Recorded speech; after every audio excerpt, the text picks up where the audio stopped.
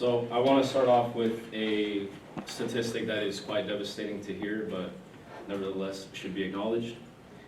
And so in the span of just 4 years, from 1861 to 1865, approximately 620,000 soldiers died in the Civil War. And now keep in mind that this is by far the most amount of American casualties that we had in any war that we've been involved in, and that is including, the World War I, World War II, Vietnam, Korea, and so on. Today, as you guys can probably guess, I'm going to be talking about 3 main causes to the Civil War. Now that is not to say that there are only 3 causes to the Civil War, it's just the 3 that I found to be the most significant. And as far as why you all should listen, it's simply because it's part of our history, and there's a saying that goes, those who ignore history or forget about history are doomed to repeat. And so just to go over the 3 main causes for what's to come, the first cause is the states' rights versus the federal rights, slavery and how it affected the economy at the time, and third, the election of Abraham Lincoln.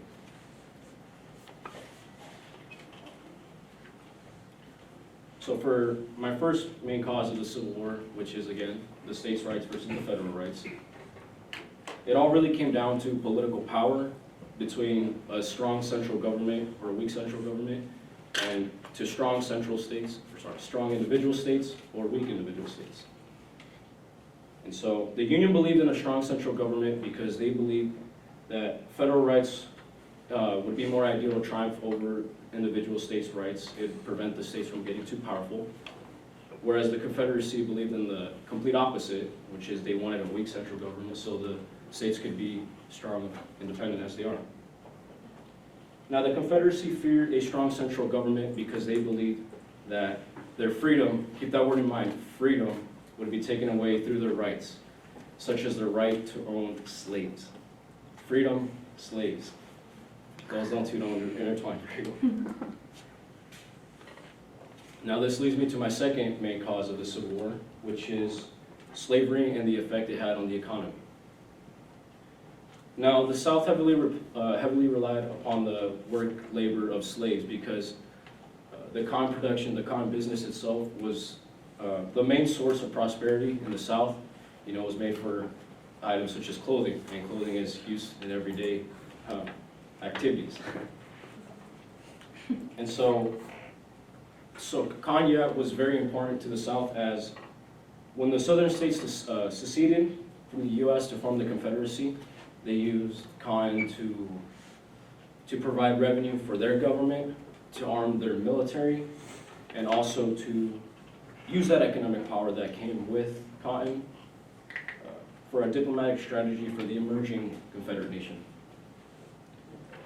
Now the North did not really see the point or the use for slavery. They didn't really see the idea behind it because the Union, I'm going to say North and Union for those of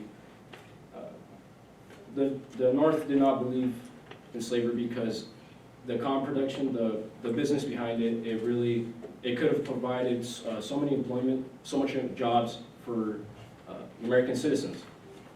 And so this just led to the Union see how truly evil, wrong, and pretty much pointless slavery actually was. Now for one of those people that saw how truly evil and wrong slavery was of course Abraham Lincoln.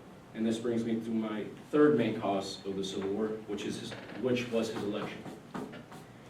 Now you may know Abraham Lincoln as simply the tall man with the top hat, or our 16th president, but a little known fact about him was that he was actually a lawyer who was self-educated because his formal schooling amounted to less than a year.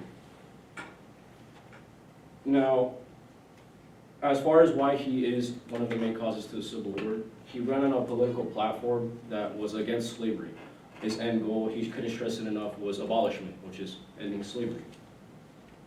And now, one could argue that this further divided the states, the South from the North, because the Confederacy or the Southern states saw him taking the side of the Union, and this just further divided them. They say they have the backing of the president. Who do we have?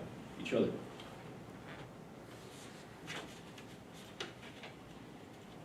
Now, just to recap, for the three main causes to the Civil War, I talked about, one, the states' rights versus the federal rights, which really just came down to political power, whereas they wanted a strong central government, a weak one, or strong independent states, or the other way around.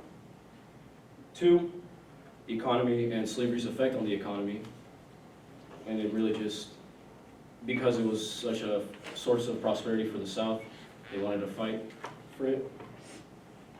And third, the election of Abraham Lincoln, him taking the side of the Union, just really divided the states even more.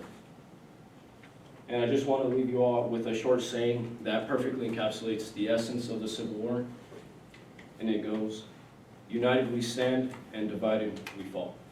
Thank you.